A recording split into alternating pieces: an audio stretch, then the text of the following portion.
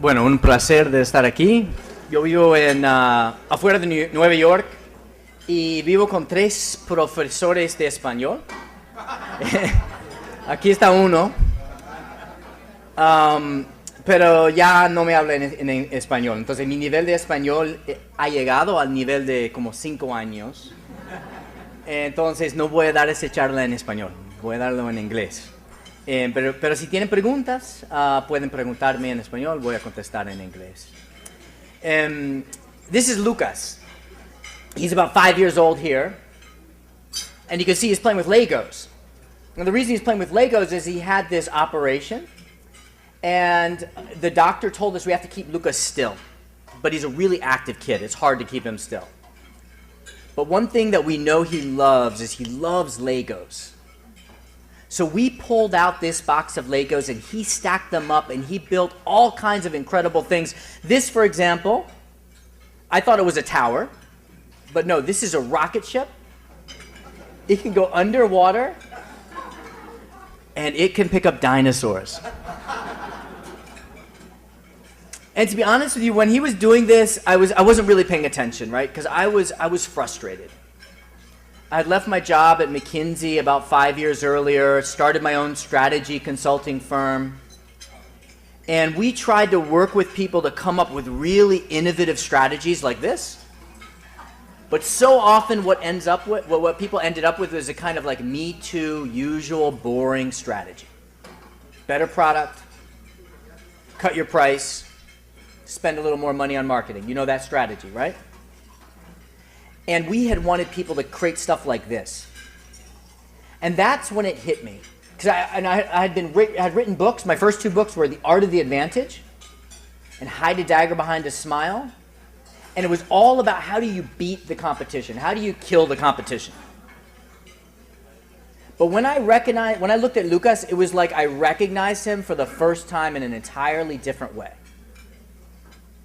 And I recognized that what he did when he was building those Legos was exactly what great innovators do when they're building their things in the world. Is they sit down with the pieces they have on the table and they stack them up in a unique way, and they're not trying to kill the competition. They're trying to find a sustainable place for their innovation in the world. And what that meant for us is that we had been approaching the problem from the wrong way. We had assumed that this was about learning something new to be innovative, when actually what we need to do is unlearn everything that we've learned on top of our natural innovative self. In other words, we're all innovative. If you have played with Legos, or if you've been 5 years old, you've experienced the same process that these innovators use to build their things in the world. And it's not about beating the competition. Look at these people. They're destroying the competition, really. But they're smiling about it. They're happy. They're having fun. We started studying great business innovators. We started studying great social innovators, those whose impacts have changed society. We looked at what we think are a new crop of innovators that are disrupting how business is being done today. And we looked at the 300 or so strategic facilitations that we'd run and looked at what is it that when a group gets together, they come up with something really new and different versus kind of the same usual stuff. And I think it all comes down to one concept. And they all It all comes down to one concept. And they all talk about it differently. Mohandas Gandhi, for example, he said, first they ignore you, then they laugh at you, then they fight you, and then you win. If we break down what he's saying, he is describing exactly what today we call innovative, disruptive innovation. What you might call blue ocean. What Sun Tzu used to call taking hold. They all describe that you do something that is counterintuitive, that's inconsistent with what other people think should happen, and then that creates an opening. What I call this is the fourth option. The idea is that other people have stopped thinking. They've started accepting a set way of doing things. They start saying, there's 3 ways to solve this problem. A, B, C, 1, 2, 3. And the innovator steps in, and they see the fourth option, the option beyond the obvious choices, the option that others will not see, will not consider, and will not respond effectively to. And I believe it's this habit of finding the fourth option that leads to sustainable strategies. Let me give you an example. I'll take you back to about 200 BC in China. And at this time, the way wealthy people used to entertain themselves was that they would have horse races. And there was a general who was really frustrated because he would be challenged by the prince to this horse race, and he always lost. And he couldn't figure out how he could win. And so he asked one day a general, an advisor, a strategic advisor, it was actually a grandson of Sun Tzu, to give him some advice. And this general observed the horse races, and he saw that every horse race was composed of 3 heats. In the first heat, you race your best horses. In the second heat, you race your middle horses.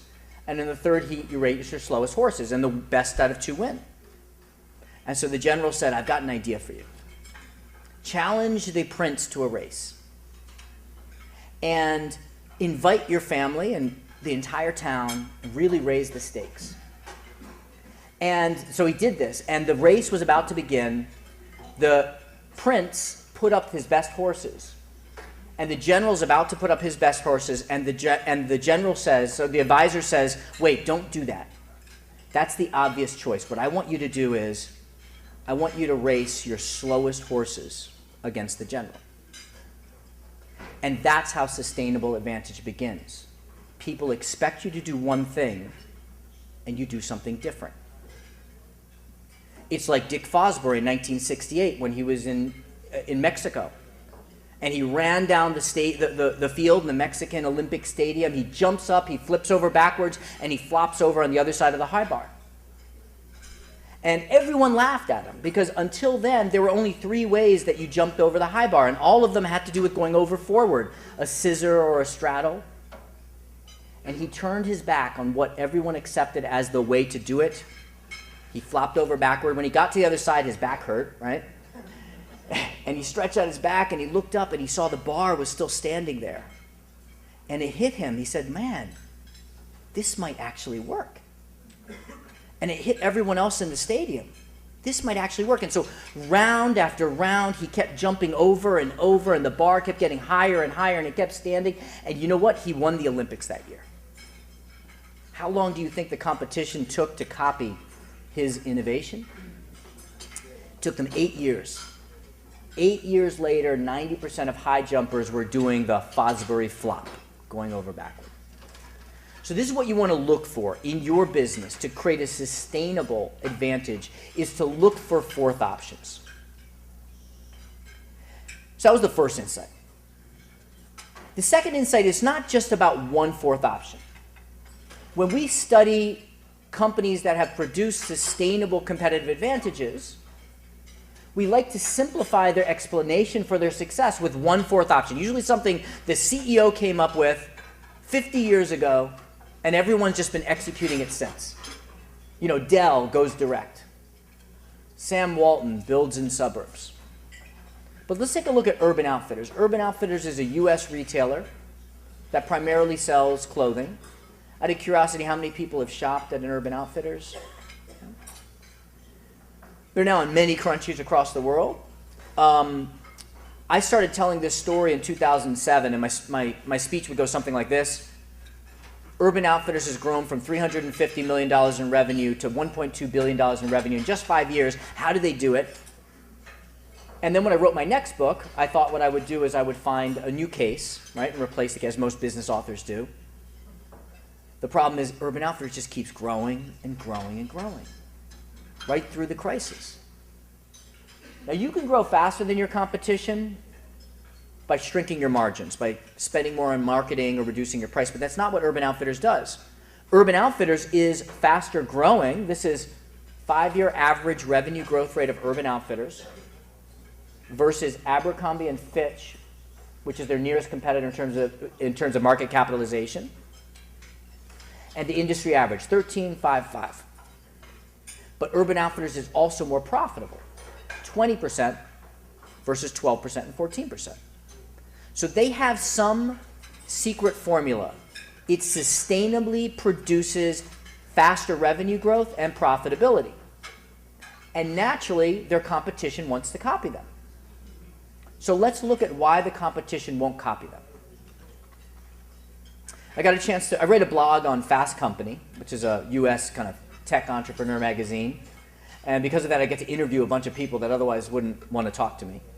And I got to interview the founder of Urban Outfitters, and I asked, why is it? Why is your strategy so sustainable? And he said, well, let's think about it. If the Gap wanted to copy my strategy, the first thing they'd have to do is say, we're going to copy the first element of Urban Outfitters' strategy, which is Urban Outfitters only targets college students. So the Gap would have to say, we don't care about your pregnant wife. We don't care about your kids.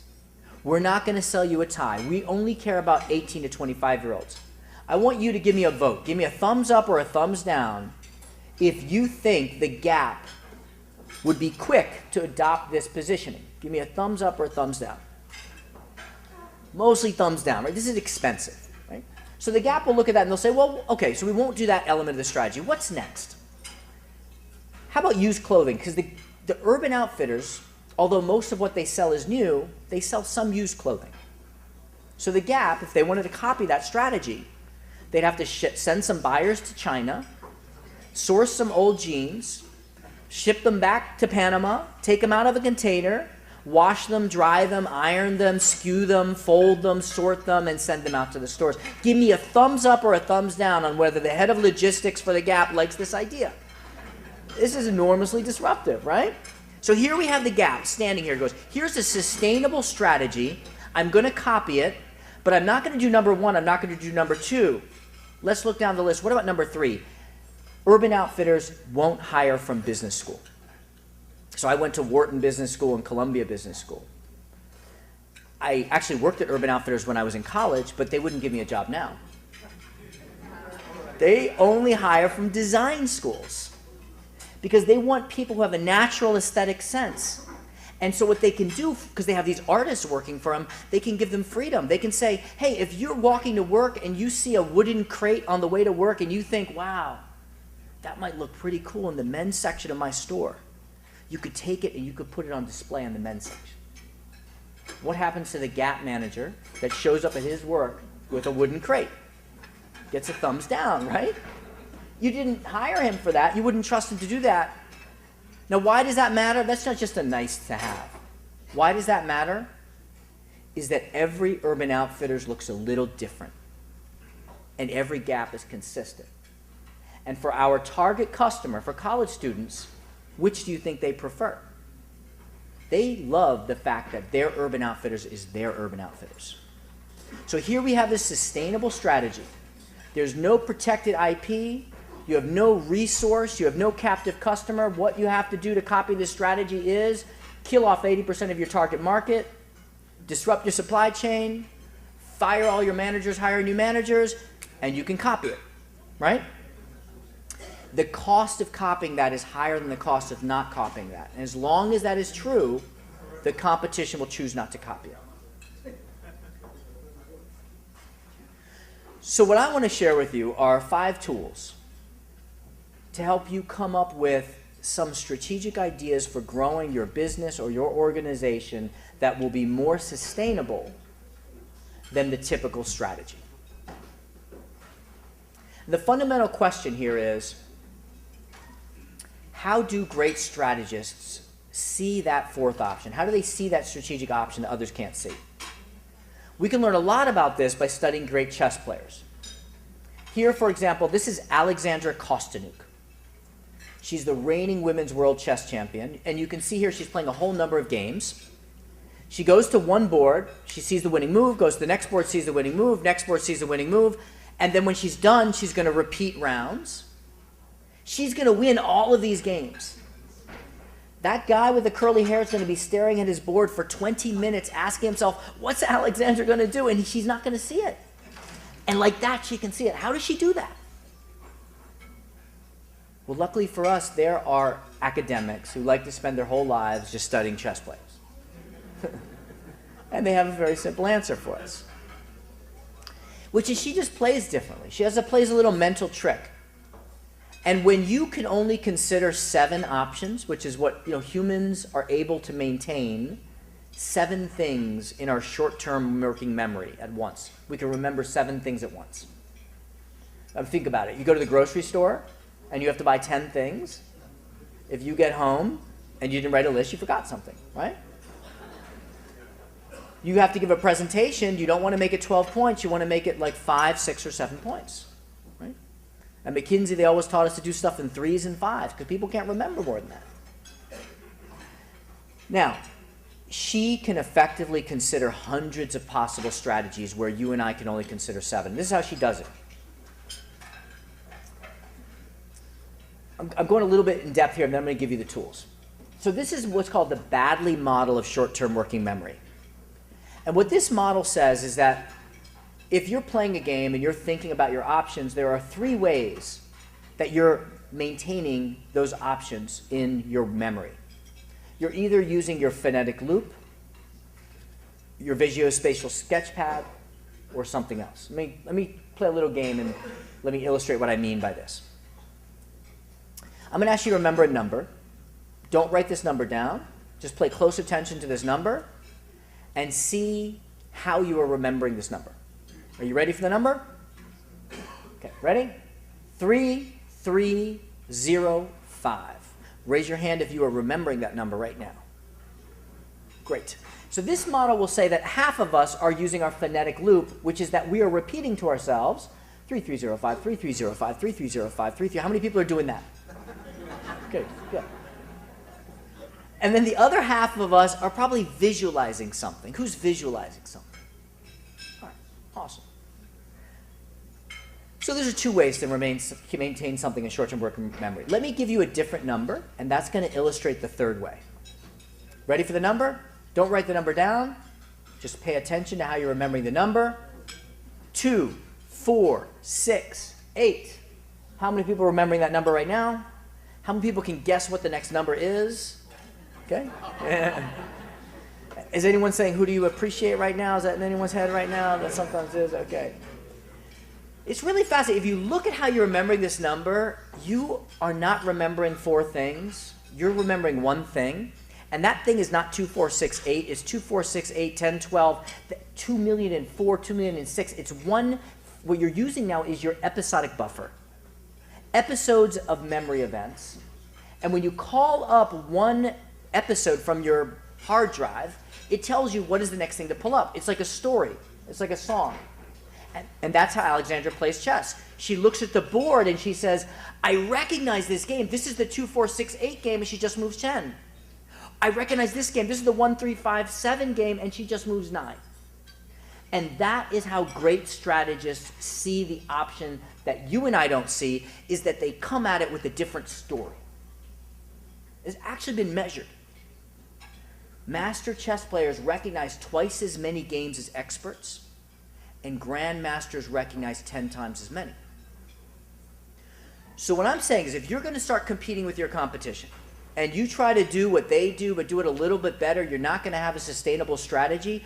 But if you want to see the 4th option and have a really sustainable strategy, you need to come at it with more different narratives. I have been working for the last 15 years with a set of narratives from China called the 36 Stratagems. I spend my days studying companies, looking at their revenue growth, profit margins, their value creation. And what I do is I study how they describe their strategies and categorize what they say according to this schema of 36 stratagems. You don't have to know the 36 stratagems. 3 of you will win a copy of my book and a deck of cards, and you'll have those stratagems. I'll show you where you can go to get a list of all the 36 stratagems. But let me just say, I know the stratagems very well. And so what I did recently was I tried to look at why is it that Amazon and Apple and Google somehow seem to compete differently today than traditional competitors. So I took 15 companies that were winning today, that were outperforming their peers, faster growth, more profitable, and I compared each of them to another company in the same industry of a similar size that wasn't performing well. And I looked at what were the differences in narratives or strategies that winners use versus losers. And this took like 7 years to do, and I've just gotten my dissertation accepted. I'm defending it in September, and all that work comes down to one page, and this is the one page. What it basically says is, whether you're a winner or a loser, you got to do a few things that are about beating the competition. There's 4 things you got to do. You got to look at locking up resources. You got to look at achieving customer activity. And you got to look about building economies of scale. Supporting all of that is best practices. You got to keep working on best practices. And this is really about like blocking out the competition. But blocking out the competition will not lead to a sustainable strategy. What will make the difference, what will make your strategy sustainable are these 5 strategies. Be good, move early to the next battleground, coordinate what's uncoordinated, force a two-front battle, and create something out of nothing. I'm going to show this slide 5 more times, and we're going to go through each of these. I'm going to introduce you to the strategy, and then I'm going to invite you to come up with some ideas for growing your business or your organization, or for your career. I promise you, if you go through this with me in the next 20 minutes, you'll walk out of here with 50 ideas. And those ideas might be worth 30, 40, 50, $100 million if you walk through these with me. This will also teach you how winners today are competing. So, the first narrative is be good. What we see today is winners talk more often about the strategic value of pursuing a social purpose, which is much of what we talked about today. It's like when I was in business school, I was taught businesses should exist to serve one master. You kind of cheat customers a little bit in order to maximize shareholder value. And if you maximize shareholder value, somehow everything else will work out. But companies like Walmart have woken up to the fact that this doesn't lead to a sustainable strategy. A better strategy is one in which your success benefits everyone, where your success benefits the community, employees, the environment, the government, the country. And I'm not arguing this just because it's good to be good, but I'm saying even if your goal is to maximize shareholder value, the best way to do that is to create a strategy that creates no competition. Everyone wants you to win. It's just a smart thing to do. We start seeing the emergence of these new types of businesses, these social for-profits. For example, a Venezuelan doctor moved to Boston to study medicine, and he stayed up there. And one day, one of his friends who wanted a second opinion traveled to Venezuela to get a second opinion from his famous Harvard-trained doctor friend. And so his doctor looks at him and says, you know, your first doctor had it right. You actually didn't need a second opinion. It's a shame that you had to fly all the way to Venezuela to get this second opinion that you didn't need. But what hit him then was the fact that there are actually millions of people who need second opinions, and they can't afford to fly to Venezuela, from Venezuela to Boston. He said, we got to find a way to help them. So he created this amazing system. I won't go into how it works, but this is what it does. There's a woman, and she's going blind. Her doctor tells her to go to see a specialist. It turns out she has brain cancer. So she makes an appointment to have this tumor removed. They're going to cut a hole in her skull and remove a piece of brain tissue. But her employer is a Best Doctors customer, so she can call 1-800-BEST-DOCTORS. They begin their process. 2 weeks later, they find a doctor who says, it sounds like she might have this other condition. Why don't you give her these pills before you operate on her and see what happens? She takes the pills, and now she can see. And that's what they live for, is to create those kinds of success stories. But the CEO is not ashamed to admit that they make 40% gross margins doing that work, or that they're growing at 30% a year. In fact, there's less shame in that because every time they grow, they're doing more good. So this is what we're seeing, is that winners aren't saying, let's make money. Is that Ajay Banga, the CEO, has aligned MasterCard around this idea that they are a force for good. What he says is, as far as I know, no one's ever paid for drugs with a credit card. The more credit cards we use, the more transparency we create in the system. Social power being good. And this is one more example. Can we get this? Are you working on getting this on? Awesome. So one more quick example. My cousin from Germany, I'm half German, half Bangladeshi. My cousin from Germany, she moved down to New York to work for this company, Holsti. And one of the reasons that she joined was because they have this manifesto. I'll just read you the first couple lines of this manifesto. It says, this is your life. Do what you love and do it often. If you don't like something, change it. If you don't like your job, quit. If you don't have enough time, stop watching TV. If you're looking for the love of your life, stop. They'll be waiting for you when you start doing things you love.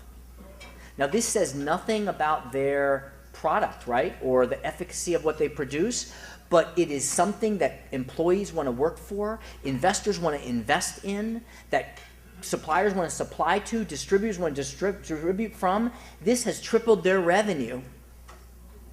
And so what I'm saying is, one thing that you need to do if you want to sustain your advantage in the modern era is to find a way to pursue a good strategy. So I invite you right now, I'm going to give you about 30 seconds to write down a few ideas for how you can grow your business by pursuing a good strategy. And we're going to have a competition to see who creates the greatest number of ideas. We'll find out who in the room creates the 3 greatest number of ideas, and you're going to win a prize. You can email them to yourself if you want. You can write them down on a piece of paper if you have it. So that's the first narrative. And I think that's what we're primarily, here for. Sustainability comes from pursuing good. The next thing that we see winners talking more about is moving early to the next battleground. This is a really straightforward strategy. This basically says, I'm here, my competition is here, I see where the next battleground is, and I move there first. Wayne Gretzky says, skate to where the puck is going, not where the puck is. Same strategy. I got a chance to interview Elon Musk a year after he launched SpaceX. And I asked him, what did you do? You sold PayPal, you took home $150 million for yourself, and you decided to put all of this in building rocket ships. And he said, without even blinking, he said, oh, I just think a future in which anyone can shoot stuff into space is more interesting than one in which only the government can. And by the way, I'm going to bet my whole fortune on it. It sounds crazy, right? But what he's saying is it doesn't make sense for the U.S. space program to have a monopoly on the part of the program which is building vehicles and launching them. They're going to privatize that. I'm going to build the company that is designed to take that off their hands. You see the battleground's going to change, and you move there early. Mercado Libre, is mercadolibre.com here, right? Their idea was super simple, right? 2 guys from Stanford, they graduate, and they say, let's just move eBay to the next battleground. They took over Latin America. eBay buys 49% of them rather than launching, and you can see their sales, their net profit, move early to the next battleground. Or a friend of mine from Bangladesh, he moved back to Bangladesh. He noticed that people were using their cell phones a lot. And he thought, what I'll do is I'm going to create a payment system. Has anyone used a mobile phone to make a person-to-person payment here, out of curiosity? Anyone? How many people? So maybe like 5% of us. If I asked that question in Nigeria or Kenya, 75% of our hands would go up. 75% of Kenyans have used mobile phones to make P2P payments. But the problem is in Kenya, they developed the system incorrectly. They developed it in a way that the carrier, the phone company, became a bank. and the phone company isn't regulated like a bank. So he said, I'm going to build the system that should be. This is going to be the next battleground system. And he called it Bcash in Bangladesh, which stands for Bangladesh Cash. But Bcash also means prosperity in Bangla. It's brilliant marketing. You know how many people they have using this now, 3 years later? 13 million people. Next year, they will be the largest P2P mobile payment system in the developing world. What do all these have in common, these examples? They all are about that you look at the next battleground and you move there first. So write down a few ideas for yourself. Where is the next battleground? And what could you do now to move early to the next battleground? And that will create a more sustainable strategy. And these are just some thought starters for you. I'm whizzing through these. Normally we would spend 15 minutes brainstorming on each of these. But make sure you write down ideas because we're going to have some winners here. All right, then the third thing we saw is winners today talk more, this is really interesting, they talk more about coordinating things while losers talk more about controlling things. See, power comes from coordination. This is why birds fly in flocks. This is why fish swim in schools, why animals travel in herds. They all create power and safety by coordinating themselves. If you go through a drive-through McDonald's today in the United States, you might pull up and order a Big Mac, large fries, Diet Coke. You know who's probably taking that order or might be taking that order? Stay-at-home mom working on her home computer. She types in her order, sends it to the store. You turn the corner, the food is waiting for you. By coordinating mothers, McDonald's is able to lower costs, improve order accuracy, and reduce shrinkage, which is people giving away food for free. Coordinate the uncoordinated. One of our clients, Macmillan, is a publisher. They were worried about self-published authors, particularly teen romance authors. Because these teen romance authors, they write a book, they put it digitally online through Amazon, they get a big following, and then Macmillan goes to them and says, hey, would you publish your next book with us? And the author says, well, I don't need you anymore. I've got my own following. So they created, out of one of our workshops, and coordinate the uncoordinated, Swoon Reads. This is how Swoon Reads works. If you are an author, in this case you are a teenage romance author, you'll write a whole manuscript and you'll submit it online. Then the community will look at your manuscript and they'll give you feedback. If you were to click through over here to Sarah White's book, you would see someone say, Sarah, I love the manuscript. I love the part where Jane had to choose between Jack and Frank. That really had me tensed up. You know, but I kind of think that Frank is more of a Northern California guy than a Southern California guy. And then Sarah will write back, yeah, you're right. Let's make him more of I'm going to change that aspect of his character. And at the end of the quarter, there's a competition, and everyone can vote on these manuscripts. And they vote according to heat, tears, laughs, and thrills. And then there's a big winner at the end, and the winner gets what? A publishing contract with Macmillan, right?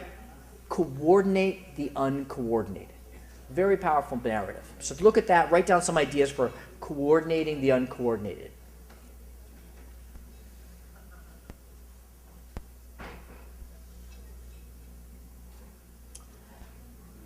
So the fourth thing that we saw, we've got two more to go, and then I'll close up. The fourth thing that we saw is that winners today talk more about what we call forcing a two-front battle. The best way to describe this is to tell you about a group that I organize in New York. And actually, the reason I'm here is that Hector Aguilar, who's part of the association, invited me here. He was part of this group. And the rule used to be you'll never sit next to a direct competitor. Unfortunately, one of our members left AOL and joined Google. And when she joined Google, the group almost fell apart because our Microsoft member said, well, they compete with us directly. And then our Nokia member said, well, they compete with us on mobile phones. And our MasterCard member said, well, they compete with us on payments. It's like Google competes with everyone. They're even in robotics. They're in wind farms. They're in your home. What we see today is winners stretching into new industries without changing their business model. It's like Amazon. We think of Amazon as a retailer, but where do they think their next $50 billion in revenue is going to come from? selling cloud services to small businesses. When they were looking to grow, they said, what do we have? We've got servers. We know how to collect money online, manage inventory. Let's bundle all that up and offer it as a service. What you've got to know, to understand how this works, you've got to recognize that winners today, the reason they can do this is they don't define themselves by their industry. They define themselves by something else that allows them to project into different industries. As Jeff Bezos says, there is no physical analog for what Amazon.com is becoming. Tony Hsieh said, we were growing pretty well selling Zappos shoes, an online shoe retailer, but when we really started growing is when we recognized we're not a shoe company. We are a customer service company that happens to sell shoes. Or one of our clients, an accounting firm, they were growing pretty well as an accounting firm, but what they realized that their real gift was not running accounting projects, but was really recruiting great accounting talent, they changed their model to be a temporary accountant talent provider, right? So what this does is it forces your competitor onto a two-front battle, and they don't know how to compete with you. So I invite you to look at that. What is your unique advantage or capability? And it's not defined by your industry. And then into what new area could you possibly project that advantage or capability? Again, write down a few ideas for yourself.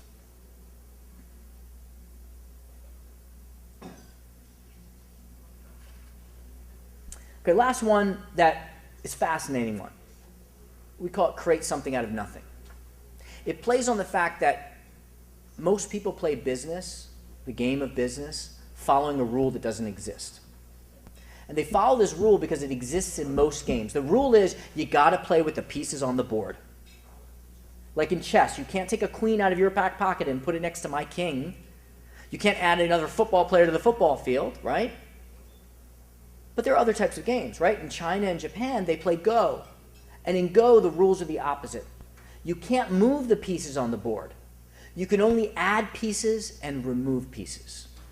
So it's just a different way to play the game. What if you could only add pieces and remove pieces? Julie Pickens had to do this.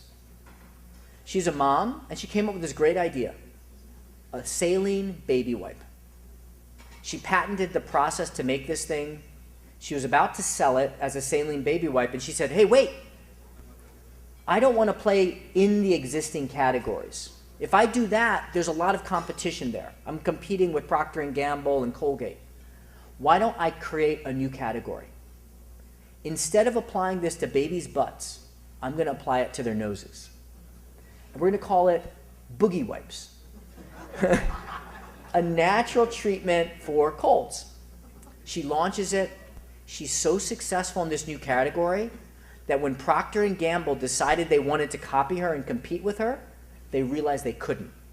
They asked her to move to Cincinnati, license the Puffs brand, and create a company offering a Puffs saline wipe. Right? That's what it's like to create something out of nothing. Like Ingvar Kamprad, he was a furniture salesman, but he was too good of a salesman. He had a very simple business model.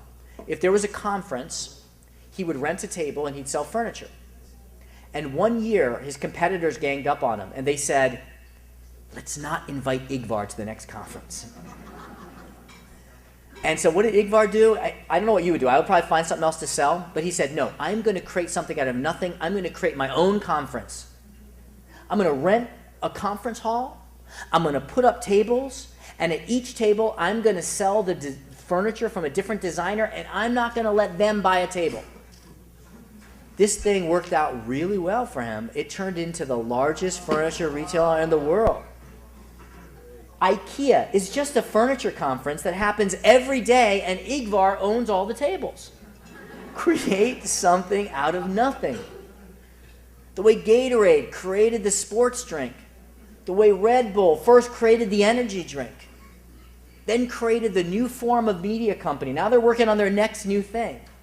Create something out of nothing. So write down the last few ideas for yourself. If you could create anything out of nothing to grow your business or your organization, what would you like to create out of nothing? Write down a few ideas. If you go to my website, www.kaihan.net, I'm not selling anything. You don't have to give me your email address. You don't have to pay anything. You can click on this little thing down here, Stratagem Selector. It has a tool that helps you sort through the 36 stratagems. We went through 5 of the 36 and identify what are the 10 that are most appropriate to your particular strategic situation. So hopefully you've written down some ideas. Let's see first how many people, I want to see who won here. Raise your hand if you have 5 or you came up with 5 or more ideas during my talk. Total, 5 or more ideas. I rushed through it. 1, 2, 3, 4, 5. Anyone come up with 10 or more ideas out of curiosity? All right, how many ideas? Who came up with 7 or more ideas? Raise your hand if you have 7 or more ideas. 7 or more. All right, fine. If you came up with 5 or more ideas, come up with me afterwards. I'll give you a book, and I'll have to mail one of you a book. But congratulations on those who came up with 5 or more ideas. If we had an hour and a half, I guarantee you you would have 50 ideas. Now, one of the ideas you came up with is that 4th option. And that idea looks impossible. And it is by taking that thing that looks impossible and making it possible that you are going to surprise the market. And all you have to do is take that idea and sit with it for a little while. As Albert Einstein says, not that I'm so smart, it's just that I stay with problems longer. So you take that crazy idea, like putting your horses, remember the 3 heats of horses, right? Fast, medium, slow. And the general says, the general puts his slow horses against the prince's fastest horses. It seems like an impossible idea, but he sat with it and he thought about it a little while and he played it through and he did it. And he totally lost. Totally lost the first heat. But in the second heat, what happened? He put his best horses against the prince's medium horses. And his best horses were just good enough that they won. And then he put, in the third heat, his medium horses against the prince's worst horses, and his medium horses were just good enough that they won. And for the first time ever, he beat the prince 2-1. If you start thinking like that, this is what it's going to start feeling like again. Like when you were 5 years old and you played with Legos, and you stacked them up and you built things that were different, and you shared them with the world passionately, proud of the fact they're different, not ashamed of the fact that they're different, recognizing the beauty in that difference, like an artist. And that's how you build a sustainable strategy. There's my contact information, my email address, websites, Twitter handle. Thanks for spending lunch with me. If you email me, I will send you a copy of this presentation. Thanks very much.